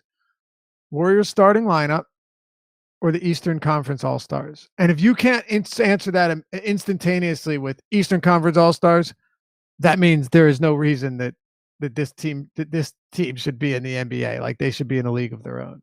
I think it's the Eastern Conference All-Stars, but it might not actually be the All-Stars, but maybe the team that I draft from the Eastern Conference. Okay. But yeah. Now that Kawhi's in the East, yeah, I can change my team a little bit. You're talking Kawhi, Giannis, Embiid. You'd probably want to throw Irving in there. I mean, Butler. Having a Butler, Kawhi, Giannis defensive trio is fucking scary. You throw Butler in there, huh? Interesting. In this particular spot, maybe. But the fact that it's even like a question. It's a discussion. Yeah, the fact that it's even a discussion is terrifying. Yeah. Yeah, it's real terrifying. Anyway, I love Curry here. Yeah. I like him a lot. 8,900, man. It's what, 92 on FanDuel as well. I like everything here. Dre, Clay. I'm honestly starting to slowly like Boogie. I like Butler, Durant. I mean, I got a ton of exposure to these guys. This is where it all is for me. It's funny because oftentimes we'll actually spend less time talking about these games because there's really no arguments and there's really no disputes. Like, oh, Clay's $5,800 in a game with a 240 total. All right. How about the next guy? Right? Like, oh, Draymond Green, $6,200. He's going to play 34 minutes. Okay, I'll do it. No problem. DeMarcus Cousins. I'd love to see. The thing is with Cousins, do we get his minutes up? He finished like I put him with 26 today. 26. I have him at 28. Now it depends whether or not this game stays even remotely close. Yeah. So Adam doesn't believe that he's going to continue producing at 1.5 fantasy points per minute. Seems like a safe bet. Sounds like a very safe bet because he's a career like 1.44 guy, 1.4, and now he's playing alongside, the league's best. But there is something, to mention here. And the big thing about Cousins is that it's not just that his per minute production is so high because all he does is produce points. No, he is a phenomenal rebounder. He is a great passer. He is a good shot blocker. He gets he can grab steals because while his defense can lack at times, he still gets a lot of defensive stats, and he always has. So even if his usage does come down, which it will from seasons past, it's impossible for Cousins to have like a 32% usage rate with the Warriors. We all know that, right. But it's 28.3% right now. But his assist rate's at 25%. It's not crazy to think that stays consistent. His rebounding rate's around 17%, and he really hasn't been blocking shots or getting steals yet. So while he shouldn't be at 1.5 fantasy points per minute, if DeMarcus Cousins plays 28 minutes at, say, I don't know, 1.4 fantasy points per minute, you're still up around 40. That's exactly where I have him right now, by the way. 1.4. Okay. Yeah, right. And I think that's a very reasonable spot to put him. But think about how crazy that is that we expect him to be a 1.4 fantasy point per minute guy playing next to Curry, Dre, Durant, and Klay Thompson. Yeah, and a little bit has to do with the fact he's kind of like a reliever right now in baseball. He has the ability to go a little bit more aggressively in limited minutes instead of knowing that he has to go 35. Sure. Yeah, So absolutely. that is a part of it, and he's talked about how like he's going to use up all his fouls because he knows like he doesn't have to hold them for 35 minutes or something like that, which I think is a reasonable stance to take as well. He can afford to It's be a little bit more hilarious. aggressive. So yeah, like I don't want to follow a ton of ownership or anything, but No, you don't need to. I got a lot of all of these guys. Um, on DK, in terms of how they popped up, it went Draymond, Clay, Durant, then Curry. But those numbers will all move as any news comes out and value opens up. I'm getting more of Draymond and Clay because they're not $9,000 players. They're easier to fit in. As that Right. changes, Durant and Curry get pushed up to the top. So you know what's really interesting, and I've been thinking about this, is the way that Steve Kerr is staggering these guys is DeMarcus Cousins and Dre are both coming in and starting the quarters. And we're seeing, Curry get some rest uh, at times in the second quarter, but like against Boston, uh, Curry, Green, and Cousins started 3 quarters, and then Curry didn't start the fourth. But Curry or Cousins in every game he's played so far is starting each quarter. That's what we're seeing. It was at first 5 minutes, 5 minutes, 5 minutes, 5 minutes, then like 6 minutes, 4 minutes, 5 minutes, 6 minutes. And that's the way it's been in every game, but only one of them has been remotely competitive, maybe 2. Right. What I want to know is, are we not going to see Cousins closing out games for a while here? Is Iggy going to keep closing these games out? He should. Or is Cousins going to play 5 minutes or 4 minutes to start the fourth, rest for 4 minutes, and then come in to close the game out with the final 4 minutes? Is that how he'll get up to 28, 29, and then eventually 30, 31 minutes? Because right now, with the way his rotation is, it's kind of tough for you to get him closing out the game unless he's literally playing the entire fourth quarter, which we know isn't going to happen. Right. It's an interesting question because I think that their best closing lineup does not include DeMarcus Cousins. I agree with you. I agree. And this says you can be putting in Boogie of last year before he blows out his Achilles. This is not. It's even more so the case now. But when it comes to basketball now, having Draymond at the 5 and Andre Iguodala on the floor is a better closing lineup than it is with Boogie. It's a more versatile team. Outside of the fact that for some reason Andre Iguodala is not really fond of shooting. Right. Well, he's not good at it. I think there's one caveat. If this is a game and you're down by 10 with 5 or 6 minutes to go, totally different. Correct. If you're protecting a lead, then I agree that your closing lineup with Iguodala in it is better. But when you're trying to close the gap and you're playing from behind, I want Cousins out there. Yeah. Oh, yeah, for sure. For sure. And the greatest thing about Cousins is, look, is he a spectacular three-point shooter? No, he's not. And most centers of his size aren't. But he shot. He looks like Klay Thompson standing next to Draymond Green. I know, right? Tell me about that's 35% from 3 last year, 36% from 3 the previous season. That was on 3 or 5 attempts per game, 6 3-point attempts per game last year. Yeah, you heard that right. 6 3-point attempts per game from Cousins. On 2.2 attempts per game this year, he's shooting 55% from 3. So you even have a guy out there who's actually not bad from 3-point range. God, this team is scary. Like, that's just horrifying. Terrifying. God. Terrifying. Do you like Durant, though? Like, is this a spot where you're going to get to Durant? Because he keeps ending up being the one guy that I end up with less of. And I think he's been pretty affected by DeMarcus Cousins. I like him a lot more on FanDuel than I do on DraftKings. Okay. But it's just, again, it's the fact that you have to force positions. I'll naturally end up with more Kevin Durant in that. Yeah, it makes sense. Yeah. What about Philly for you? Yeah. Do you want Who do you think I have the most of on FanDuel? Let me see here. I'm going to assume by the way that you just said it all oddly like that, it's oh man, is it Reddick? I don't know. Who is it? It is not Redick. I thought it was gonna be somebody obscure. In a way, it is not Jimmy Butler. It is not Joel Embiid. It is not Ben Simmons.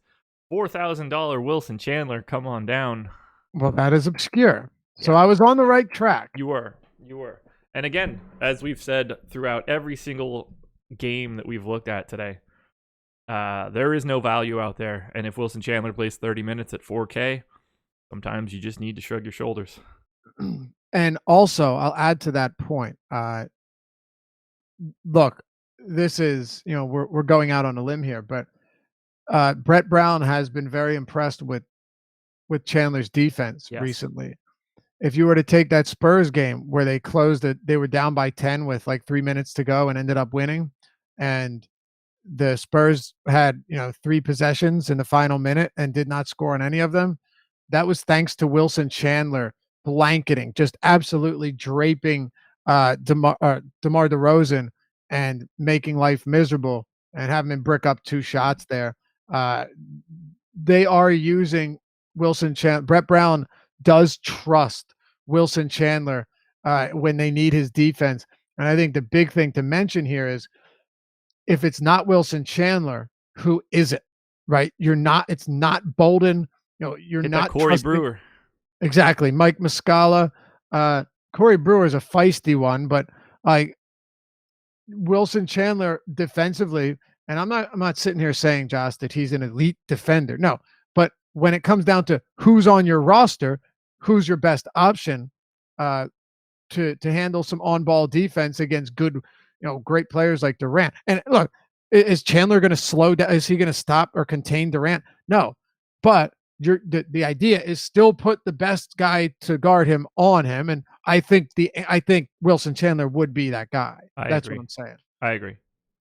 But yeah, I'll have some Wilson Chandler on FanDuel again, where you have to start 2 small forwards. Being able to pay only $4K, only $500 above the minimum, is just sort of how that shakes out in a fantastic game for fantasy production.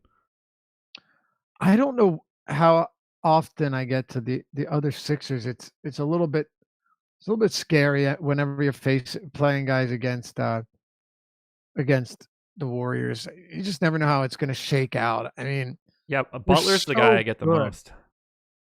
Yeah. Yeah. On DraftKings, FanDuel, both. Ignoring Wilson Chandler's craziness on FanDuel, of the big 3, Butler is the guy that I'm getting the most of on both sites.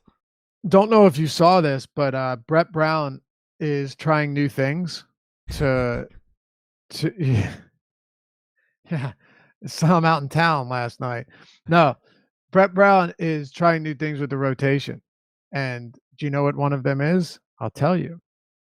It is playing Jimmy Butler at the point when Ben Simmons is resting, and also getting Ben Simmons at the 4 at times. And Ben's like, oh, it's something new, but I'll get used to it. This and that. So Butler playing more minutes at the point, even if it's like 6 minutes, 7 minutes a game, that adds to his value. Now, I'm not saying that it's hugely significant, but pay attention to this going forward because 5-6 additional minutes of ball handling responsibility from Butler is really big because he's been playing off the ball so much in Philly. It actually infuriates me. He needs more touches. He needs to be more involved. And hopefully this is one way to make it work. I'm with you. He's the guy that I want out of Philly. Him and Embiid have been running a lot of pick and roll recently, which is nice. Because Ben Simmons, you can't run a pick and roll with Ben Simmons. No. Because he's got to get to where the roll goes. Exactly. Right? With a pick and roll as the ball handler, you need to be a dual threat. Yeah. You can drive and kick it. You can drive and score. Ben can do both of those. Or you can step back, pull up and knock down a shot. You need to be able to be a threat from all 3 of those angles, or 2, depending on if you're just talking drive and shoot. He lacks one, and that's pretty major when you're talking about pick and roll. Lowest pick and Yes. roll frequency is the Sixers. And it has to be, because as soon as that guy starts rolling, he's rolling to the exact spot that Ben Simmons is also trying to go. And all of a sudden, there's just no space there. Exactly. Pick and pop Exactly. threat. You can get him a pick and pop partner, maybe. Right. Yeah. Yeah, I'm not getting to a lot of Embiid or Simmons right now. What scares me is Embiid at 10-1 on DraftKings. Sure it does. Another thing, watch to see if Embiid pops up as questionable tonight. He went down. I don't know if you saw this. It was ugly. He went for an alley-oop, missed it, and as he was in the air, I'm like, oh my God, he's dead. There goes his career. There goes his career. Yep, he's toast. Bring out the pallbearers. No, it looked bad. And the way he landed, you're talking about like a 7-1 dude landing and just crumbling to the ground. And he went down. He came off, went to the locker room, returned, and actually came back into the game, which was strange. But just because a player comes back into the game the same night when you're already loosened up does not mean that something like this is not going to tighten up and really bother you, especially when you're his size. So keep an eye out. I wouldn't be surprised if Embiid comes up questionable with back tightness or back soreness with the way he landed and the scare that he gave us the other day. On the other hand, he called himself literally in an interview a few weeks ago after playing through a back injury. He said, "I'm a warrior." Bro, he's like, we want to. He basically said we're facing the Pacers, and he's like, we're looking for home court advantage. That's a really bad Embiid, but you get my point. He's talking about home court. Yeah, he's talking about home court advantage in the beginning of January when they were playing the Pacers. That's a warrior mentality right there. Speaking of guys saying funny things, did you see them ask the question to Giannis if he thought there would be more defense played in the Pro Bowl or the NBA All-Star game? No, what did he say? What is Pro Bowl? I don't blame him. Yeah, I agree. What is Pro Bowl? I couldn't tell you the last time I saw the Pro Bowl. What a guard. Dude, the NFC almost got shut out in the Pro Bowl this year. I know nothing about it. I think Jalen Ramsey might have scored a passing touchdown or some shit. That was the alert I got on my DK app, and I was just like, wait, that didn't happen? Saquon Barkley got a sack. Yeah, so there we go. Mm-hmm. Yeah, as soon as I saw that, I was like, oh, okay, I don't give a shit about this. So stupid. You want to close this out? Let's do it, baby. Clippers and Lakers. 117.25 implied total for the Clips. 111.75 for the Lakers. Nice, fast matchup. And if you need stuff to play on FanDuel, the Los Angeles Lakers and the top end of the Clippers, your squad. Everybody on the Lakers is priced better on FanDuel than they are on DraftKings by like a lot. Yep. Feels like the first game or team where you actually have this. Rondo, $100 cheaper. Ingram, $200 cheaper. Kyle Kuzma, $700 cheaper. Zubac is $100 more expensive, but that still means he's better on FanDuel. JaVale, similar. KCP, $600 cheaper. Lance, $500 cheaper. It's a tale of two games. Yeah, JaVale was a boss last game. Yeah, welcome back, JaVale, I guess. And hey, guess what? I don't know if it's going to be him or Zubac, but one of them's going to do it tonight. Yep. Against this Clippers front court.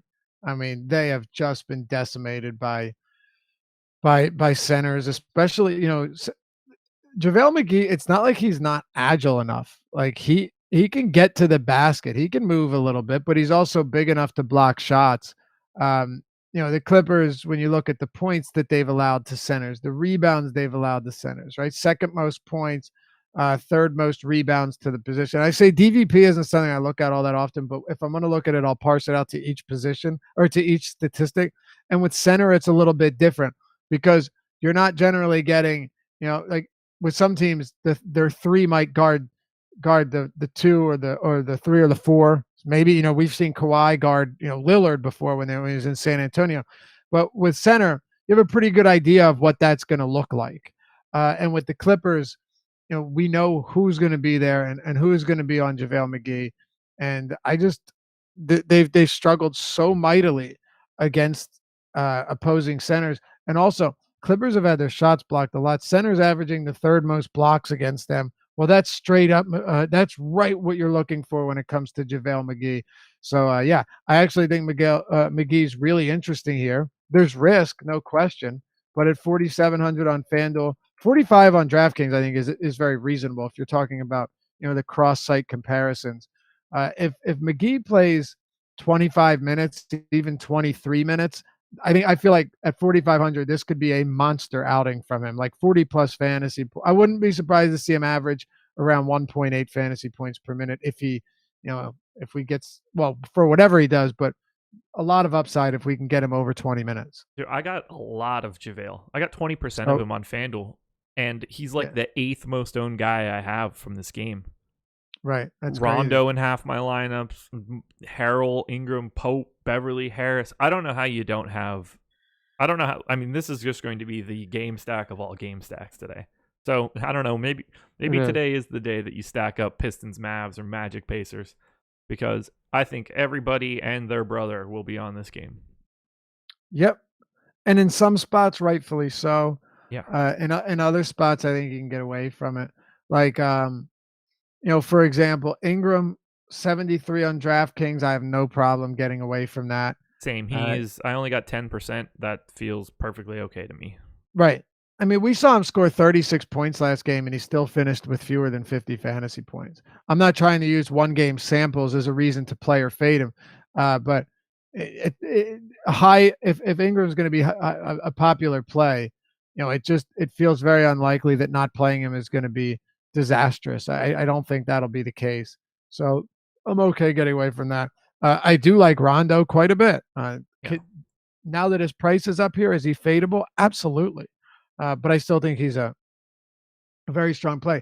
And we'd be remiss to not talk about Patrick Beverly. Since Gallinari's been out and Doc Rivers is running these 3-guard starting lineups, Patrick Beverly's minutes have been through the roof, and his price has also come up as well. But also, Avery Bradley with that knee injury is questionable to play today. So, I mean, you could see Beverly get 40 minutes in this one. I don't know if that'll be the case, but what I wanted to ask you is 53 on DraftKings, 6K on FanDuel. Is he at a price now where you say, okay, I'm good, I'll look elsewhere? He got the second most exposure of anybody on DraftKings for me in this game. Whew. Yeah, on FanDuel I got 30%. That just happens That's to be 6K. that happens to be Oh my God. 5th most of anybody here. Now, nothing has been adjusted for ownership or anything like that, but just on my first Sure. crunch, yeah, apparently I'm a believer. Look, I have him in for 35 minutes. That could be light. I think it is. I mean, it's tough to project a guy for, like 38 minutes, but yeah. Look, the Lakers are Whew. 27th in turnover rate in the last 2 months. If you're going to be getting a monster Pat Bev game, you're probably going to get that on the back of a couple steals. This is as good a time as any to be picking up those steals. Sure. I mean, look, if you're 40 minutes, very nice. It's I liked him a lot better when he was 4K, but he was what? People were playing him at 47, 4,800, 5,300 is really not that big of a difference. Right now I do actually, especially depending on what ownership looks like. Like if Beverly's projected to be really high owned and Reggie Jackson is kind of ignored, I'm going to have more Reggie Jackson. Absolutely. And just hope that he gets to the 35, 37 minute range. That's just such a big deal for a guy that normally was playing 28, 29 to play maybe 36, 37. It's such a big deal. Yeah. It's hard for me to even point out guys in this game right now because of how much I like most of it. Rondo, Beverly, Harrell. I mean, I like Avery Bradley if he plays at 37. Okay, like might not be the right word. I will use Avery Bradley at 3,700 if need be. He's been significantly better lately than he was in that beginning stretch of the season. The Lakers centers, Harrell on FanDuel for 7,200 as a power forward. I'm in. KCP is a pay down option. There's so much fantasy utility to go around in this game. Yep, there is. I had somebody tell me I was crazy for recommending that somebody swap out Jokic and SGA, Gilgeous Alexander, for Lou Williams and Horford on on Monday. Not so crazy now, but you know, Lou Williams, and by the way, that was the Jokic versus Memphis game. But SGA is a scrub, man. I This dude, I get that he's cheap, but you're talking about a floor of like 13 fantasy points with this guy. Yeah. Now, can we get a good game from him? Sure. But let's not forget something. Like Gilgeous-Alexander now, especially given that somebody like Pat Beverly has been more involved as a facilitator and is hauling in so many rebounds, so many of those rebounds that are actually popping out to the guards. What is Gilgeous-Alexander good for? Honest question, because you've got Lou Williams, who is going to take a ton of shots, who is going to be the primary distributor. What is Gilgeous-Alexander really good for right now in these spots when your usage is so low, your assist rate is through the floor? The only thing you have here, and if you want to make an argument for it, I'm perfectly fine with that, is maybe he gets 31 minutes and he's playing the Lakers in an up-tempo game. I only want him if Avery Bradley's out. Well, that changes everything. Yeah. Otherwise, like, I don't, if I get him in one of my 20, I'm cool with it. I don't have any interest. I don't like him. He's not. Listen, maybe one day he'll be good, but right now, he's not even close to a focal point of this offense. There's just too much in this game. It's just that's just as easy as it gets for me. And then I basically want everyone that plays for the Lakers tonight. Pretty much. FanDuel. Yeah, because when you look at this Lakers team, the amount of injuries that they're dealing with it's just incredible. It's going to open so much up that you don't really have to worry about too much of that. There's going to be opportunities to go around no matter what, even if you're not a particularly good player. Now, there are certain guys that I like more than others. And, I'm willing to run the risk on guys like McGee because I love the upside here. But aside from that, yeah, there's just so much. Yeah. But Gilgeous-Alexander's averaging the fourth most potential assists per game over his last 8. And that's, behind Lou, behind Tobias Harris, behind Patrick Beverly, just pointing out that he's kind of just there. Yeah. Yeah, it's just there's too many other guys to like in a game with this much potential fantasy scoring. I just can't prioritize him. Right. If you end up on a little bit of him because he's cheap, that's fine. But right. He's the first guy that gets pinched out as soon as value starts to open. For sure. Yeah. Him and who did we say earlier? I don't remember now, but Wes Matthews. Oh. That was quite the lap through. Hour and 53 minutes. That's what we do. Awesemo Odds show coming up in 12 minutes, guys. Should be fun. I like this slate. I'm excited to see how the news shapes out to change the scope of it all. Because right now it's kind of hard. Oh, yeah, it definitely is. And, if the slate started in 15 minutes and no news broke, I think ownership would be really heavily concentrated in a few spots. Yeah, for sure. Adam will be out with the deep dive around 4:45. The deeper dive will start at 5 o'clock. Live before we just got at 6. Sorry, go ahead. No, go ahead. Live before. So our ownership just updated. Yes, it did. We have Reggie Jackson at 44% on DraftKings. Oi. And then Thompson, Dre, and Cousins at 2, 3, and 4. Oh God! Wow, it's gonna be a fun night. And how about this? Ready? How about this? Kyle Lowry at 27%. We were talking about this earlier. Yeah. Right now, Kyle Lowry at 27. Rondo. No, that can't be right. We got to adjust that because Rondo is way too low here. What's he at? 1. Yeah, there's something. I'll tell Tom to rerun that. Yeah. Unless he's questionable or something, that would be the reason why that would be the case. Because I got 43% Rondo on the first crunch. I don't think I need 43 times the field. No. Well, that would if Rondo really was around like sub 5%, I would have ungodly amounts of Rondo. As would I. As would I. So there you go, everybody. That's what we got going on. Awesemo odds coming up in 10 minutes. And then at 1 o'clock, fresh off of the Awesemo odds show, I will be back to talk about my bankroll challenge and sort of the intro to managing a low bankroll, contest selection, all that good stuff. We'll walk through all of it. Cash versus GPP. We'll do about an hour, take some questions. It's not about the slate. It's not about, like, would you rather have Tobias Harris or Montrezl Harrell type stuff. So this is more theory. So if you want to check that out, join me at 1 o'clock. It'll be up on our YouTube channel one way or the other, but I'll be there for 1. Loff, you got anything else? Oh, good show, man. You'll see us back here at 5 o'clock, and we'll get it done. There you go, everybody. Best of luck. NBA Strategy is the promo code. 50% off your first month. Hit the like button on your way out the door, and shout out to Thrive Fantasy. We're out of here. Bye.